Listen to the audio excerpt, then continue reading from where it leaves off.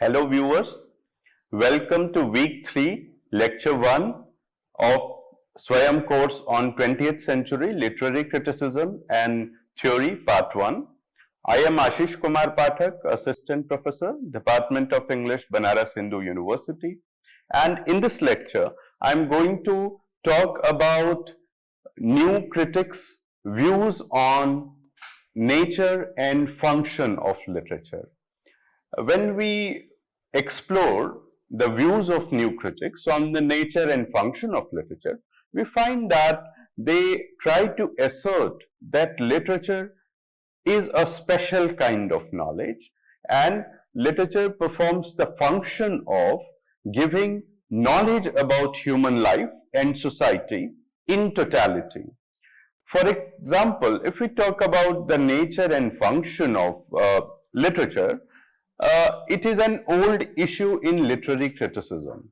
It goes back to the beginnings of literary criticism in the West.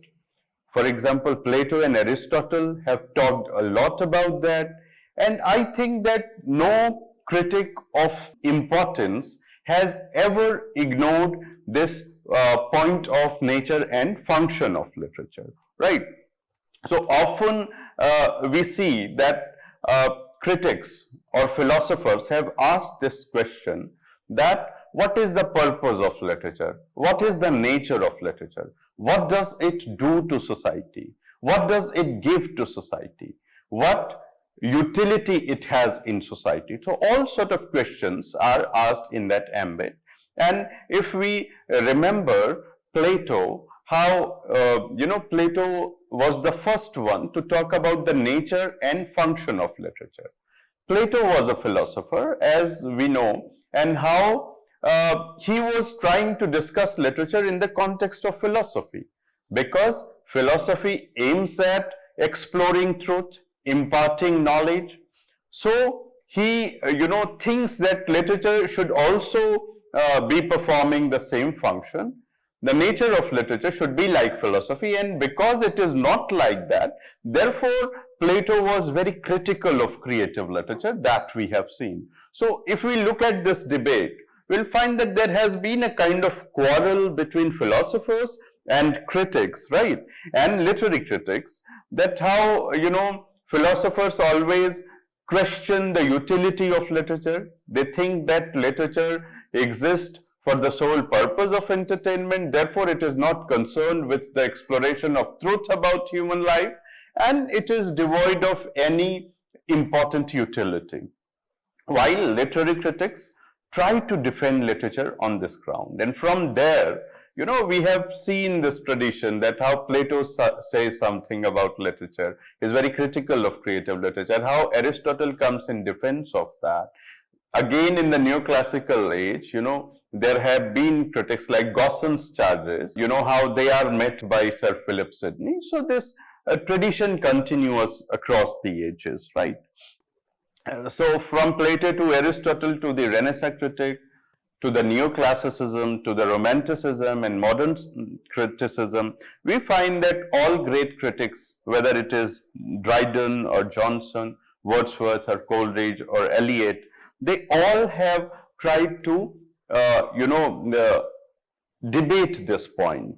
For example, if we look at the definition of drama that Dryden has given in his significant essay, an essay of dramatic poesy, where he defines drama as the lively and just image of human nature, representing its passions and humor and the changes of fortune to which it is subject for the delight and instruction of mankind. Simply, if we look at this definition, we'll find that Dryden is ascertaining two functions to literature, that it is for the instruction and delight of mankind, right? So both purposes are performed by literature. If we look at neoclassical criticism, we will find that the didactic dimension of literature, that the function of literature is to preach certain values, all these things are very evident, right? But we find that instruction is more important for the neoclassical critics, and in this way, literature has, a sort of moral implication in context of its existence in human life and society. Similarly, if we look at another definition by Dr. Samuel Johnson, who happens to be again one of the finest critics that the West has ever produced, Johnson says, the end of writing is to instruct. The end of poetry is to instruct by pleasing. Right? So if we look at this, we'll find that instruction is important. Pleasing may be there, but for them instruction is more. Pleasing is done through instruction. So in the neoclassical age, we find that that is important. In the Romantic tradition, there is a change. For example, when we talk about the change that, comes over this field of literary criticism, when we move from the neoclassical age to the Romantic age, we find that in the neoclassical age, audience was more important, because what literature was doing to the audience, what kind of impact it was creating on the audience, it was more important. But when we come to the Romantic age, we find that the poet, the author, the creator occupies the center stage of the discussion, right? So the best book to understand this point is The Mirror and the Lamp, that was written by M.H. Abrams in 1953. As we can see that the mirror analogy is used for the neoclassical literature, because it is believed that the neoclassical literature reflects the external reality. Therefore, mirror is something that reflects the image of reality through its surface, while lamp is an analogy that has been used for the Romantic criticism, because in the Romantic criticism, the focus is not on the outside world, that is not on the external reality, but it is on the mind of the poet. So there we find that how, a poet or an author is being considered as a lamp. Lamp is something, light radiates from within, and in this way the external world is illuminating. So that is one thing. For example, if we look at various definitions of literature or poetry given by the major Romantic writers such as Wordsworth, Keats, Shelley, Mill, Carlyle, they emphasize poets' isolation from the circumambient reality, including audience. For example, Wordsworth says that poetry is a spontaneous overflow of powerful feelings, right? Similarly, Shelley says, a poet is a nightingale who sits in darkness and sings to cheer its own solitude with sounds, with sweet sounds. So here we find that how for Shelley, a writer is conversing with himself, and the sole self of the writer is of significance. Similarly, Mill says that all poetry is in the nature of soliloquy, right? So as if a poet is talking to himself, right? So at one place, Shelley says that poets are the unacknowledged legislators of the world. However, if we look at these two opinions expressed by Shelley, we find that there is sort of contradiction, because if a poet is a nightingale who, talks to himself to cheer his own solitude, how can he be the legislator of society? But somehow Shelley is hinting in the direction that literature has a social value, and writers take up some points to defend humanity by arguing those points through their works, right? So it is from the background, this point comes in.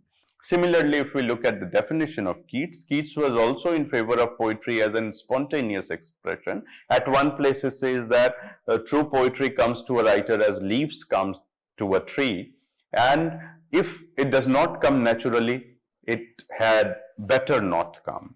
Similarly, Keats says that we hate poetry that has a palpable design upon us. So any kind of artificial thinking imposed on the design of poetry is an anathema to the Romantic critics, right? But if we look at Coleridge, Coleridge says a poem is that species of composition which is opposed to works of science by proposing for its immediate object pleasure, not truth. So here we find that how Coleridge is talking about pleasure as the primary function of literature. However, let us look at Wordsworth. Wordsworth is more significant in that way. For example, Wordsworth wrote in the preface to the Lyrical Ballads, and in that preface, we find that Wordsworth talks about the nature and function of literature in detail. And there we find that, it is not true that for the Romantics, literature is only a medium of expression of self. It has no other, purpose to fulfill. Here, Wordsworth very much talks about the social function of literature, right? For example, we can understand that in this way, this division between neoclassicism and romanticism is not a watertight division, right? So there is a porous wall between them. In the neoclassical literature, you may find romantic strains. In romantic literature, we may find strains of neoclassicism, that is focus on didacticism, morality, utility, that may be found there. When Wordsworth was writing about that 19th century, that was the time when this industrial revolution was still in its fancy, and Wordsworth and the other romantic writers, they were able to assess the impact of this scientific industrial development, on the world, on society, particularly on the mankind, in what way it affects it. So on the one hand, it was making the world prosperous, but on the other hand, it was, having a corrosive impact on human relationships. So, industrialization, Wordsworth, maintains, weakens the bonds of domestic feelings. So, poetry performs the function of uniting that bond. It generates the feelings of fraternity and brotherhood. For instance, Rousseau says at one place that our natural feelings lend us to serve common interest, while our reason urges selfishness. Right, so we can understand that how Wordsworth is, emphasizing the importance of faith over reason. Right, faith is something by which there is a cohesion among human relationships, but reason is something which serves to separate people, because we tend to be more self-centered when we try to be more reasonable, argumentative, right? Further, Wordsworth says, aesthetic pleasure is not mere joy, but serves a higher purpose, right? So, in this way, we find that how Wordsworth, in his preface, lays emphasis on the function of literature. He goes beyond, pleasure to social welfare, which benefits every member of society. So, in a way, Wordsworth tries to emphasize that how, poetry causes a kind of cohesion, right? It is a cohesive factor in human society. And in this way, what we believe in our Indian philosophy, the concept of Vasudhaiva Kutumbakam, that the entire world is a family and we all are related to each other as kinsmen, this feeling, it stands illuminated by what Wordsworth is saying, right? So, industrial age and its negative impact on human life has been, talked about by many of the critics. For example, T.S. Eliot, in his work, The Use of Poetry and the Use of Criticism, he says that how, in this industrial age, the discriminating potential of human beings is blunted, right? This material progress has that kind of impact on human society. For instance, Eliot says at one place in that work, The Use of Poetry and the Use of Criticism, recently by the spreading of manufacturers through every part of the country, by the heavy taxes upon postage, by workhouse, house of industry and invention of soap shops, etc., superadded to the increasing disproportion between price of labor and that of the necessities of life. The bonds of domestic feelings among the poor, as far as the influence of these things has extended, have been weakened and in innumerable instances entirely destroyed. Right? So, even Wordsworth in the preface is saying that how during the time of the Industrial Revolution, a large chunk of rural population was migrating to cities like Manchester and London for jobs in the factories. And what happened here is described by Wordsworth, in those lines. So poetry seemed to Wordsworth as an effective medium of uniting people and stemming the tide of burgeoning industrialization. If industrialization atrophies feelings in general and domestic feelings in particular, poetry can generate the feelings of fraternity and brotherhood. So having said that, let us talk about new criticism, and in this way we find that new criticism are very much like Wordsworth in their argument when they talk about literature as special kind of knowledge. Right. For example, if we look at the basic principles of new critics, so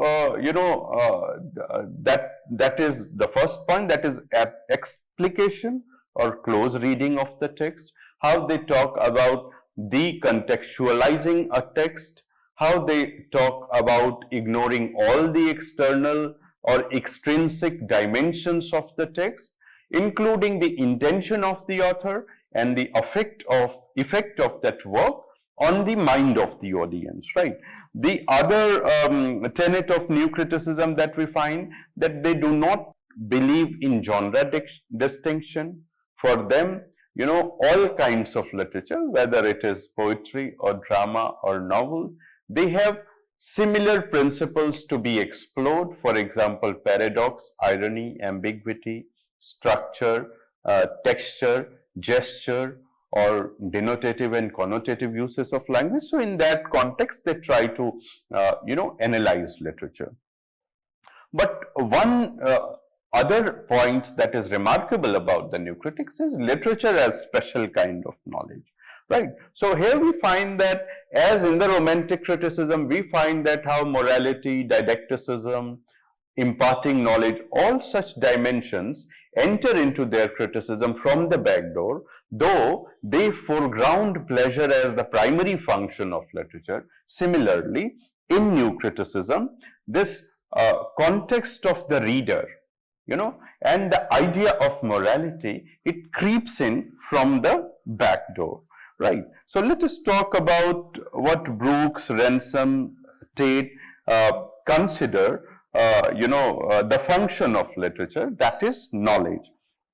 They ask this question, like Wordsworth had asked in this preface, that what is the role of literature in this scientific age, when everything is being driven by the ideas of science and technology? So, what is the role of literature at that time, right?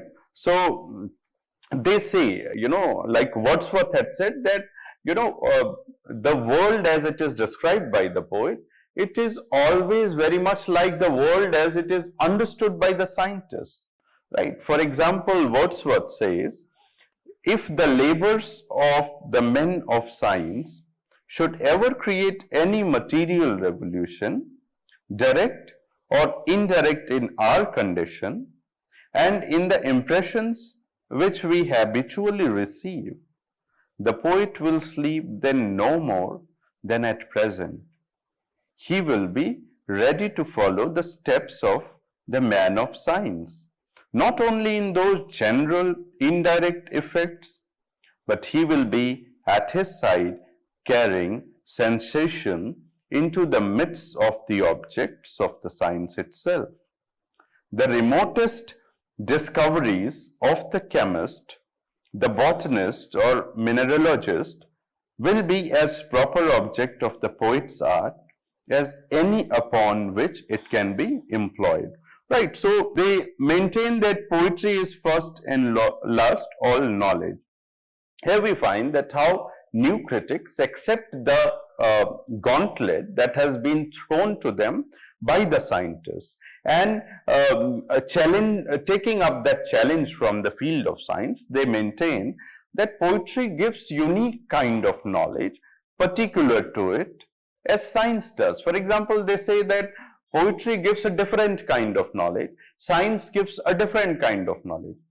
Poetry cannot give the kind of knowledge that science gives. Similarly, science cannot give the kind of knowledge that poetry gives.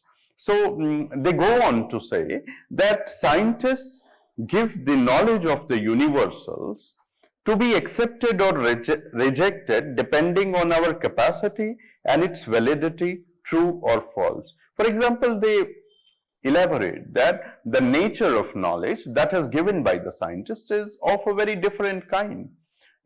It is always, centered on this question, is it valid? Is it true? So the question of veracity is always important for the knowledge that is being imparted by science. But if we look at literature, the knowledge that is given by literature is free from such restraints. The question of veracity is not applicable to the knowledge that is given by literature. The knowledge of literature cannot be assessed in terms of whether it is true or false, because in its context, supposedly false things may be true, or supposedly true things may be false. So, veracity is not applicable to poetry. Odd ideas can be accepted in literature, but odd ideas cannot be accepted in science. So, the other thing that New Critics talks about, that everyone's knowledge of this world is limited. So, what poetry does? Poetry, extends the frontiers of knowledge. For example, Keats, the way Keats had talked about the negative capability, that how a poet learns to go out of his self, to be a part of the object that he seeks to describe, and in a way, his knowledge is expanded. Right. I would like to Clint Brooks, idea about that. He says that poetry enables us to know what it feels like to be alive in the world. What does it feel like, for instance, to be in love, to hate somebody, to be conscience-stricken, to watch a sunset or stand by a deathbed, to be willing to die for a cause, or live in a passionate devotion to some chosen ideal. So here we find that in understanding poetry, they say that how poetry extends the frontiers of knowledge. Right. Further, twofold knowledge of poetry that New Critics talk about. They say knowledge of the world and knowledge of ourselves. For example, poetry gives a holistic knowledge. It gives the knowledge of world as well as knowledge of ourselves. But so far as science is concerned, it gives the knowledge of the world, and often that world is deprived of values, right? So poetry, they say, sharpens our sense of the physical world with emotional and intellectual and moral implications of human situation and action. New critics also believe that science often deals with abstractions while poetry gives the knowledge of concrete. The knowledge given by poetry is not only perceived but also felt. Right. For example, Dr. Johnson has said about Shakespeare's plays that by reading a plays of Shakespeare, a hermit may estimate the transactions of the world and a confessor predict the progress of the passion. So in this way, literature gives the knowledge of the world in all fullness, while science gives only information. And in that way, Ransom has talked about that in detail, right? He says that, the knowledge given by science and the knowledge given by poetry, they can complement each other, right? In Wanted and Ontological Critic, he says that scientific and artistic knowledge should illuminate each other. to prefer one over the other is a biased approach, right? So he goes on to say that how literature gives us the knowledge of universals, while poetry gives us the knowledge of poetry, right? In the world's body, he says that how science is denuding the world of its body. So poetry seeks to restore the world to its body, right? So poetry and science, they use different kind of techniques and ideas to impart knowledge, but they can complement each other, right? So here we find that how morality creeps in, and while, new critics are talking about knowledge as a function of literature, right? So poetry makes us stand and stare things. In this busy life of ourselves, we don't have time to observe the world. In this way, Ransom believes that the solidity of the world is missing. Poetry restores the solidity to its world, and that is important. Right, Ellen Tate also talks about this dimension of literature and knowledge, and he says that how poetry is the completest kind of utterance, because poetry gives experimental knowledge as well as experiential knowledge. So mythical order is important part of poetic knowledge, and mythical order is something that blends and fuses opposites such as mind and object. So without mythologies, as I.A. Richards says, man is only a cruel animal without soul. So science focuses on object, literature blends both subject and object. In this way, knowledge given by literature is superior, and in this way new critics argue that how knowledge given by literature is complete. So in this way we come towards the conclusion of new criticism, and just to look at the gains and limitations of new criticism, we can say that new criticism resulted in ingenious reading of poems.